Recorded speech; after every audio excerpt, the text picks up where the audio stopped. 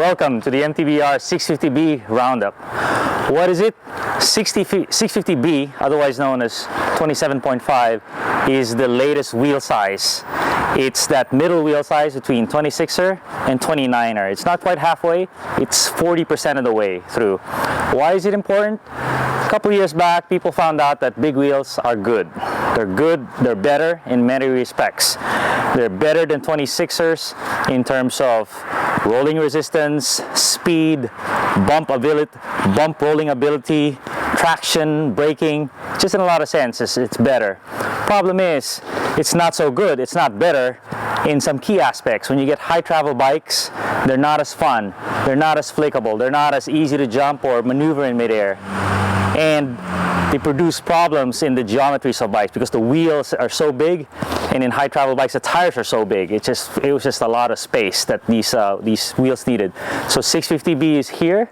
It's been around for a few years in hardtails, but in January of 2012, RockShox and SRAM and Fox got together and said, let's make a fork. RockShox made a 140, Fox made a 160, and that dictated the latest crop of bikes that we see before us. That was the starting line that said, okay, we got forks now, which is always the gating factor for a new wheel size. Now we can get going. Now we can build bikes around these forks. So what you see here are the new first generation bikes made by the quick companies. You know, a big company like Trek, similar to a Toyota, takes a few years to make a new wheel size. They make their own tires, they make their own wheels, they spend millions on production lines. So it takes a while, but I'm pretty sure they're coming as well.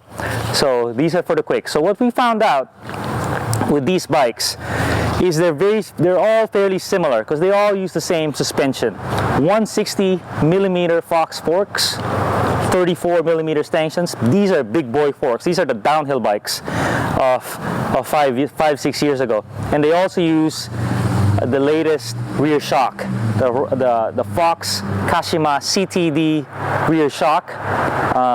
So very plush, very similar. The sole exception is the Scott, which uses a Talus 120 to 150, and it uses I believe a DT Swiss rear shock. This Norco used a RockShox 140 for its 140 rear travel to match it up, but they also have this is called a sight. They also have a range with 160, so we actually played with it and put a 160 fork on this. Works fine and proves the versatility of these bikes. So these bikes are all around 30 pounds, and to some that may be shocking, if you ride a 23-pound full racing rig. Two reasons for that. These are really burly bikes. The second reason is they're all first generation. There hasn't been a lot of pound shaving that's happened in the frame, in the fork, in the wheels, tires.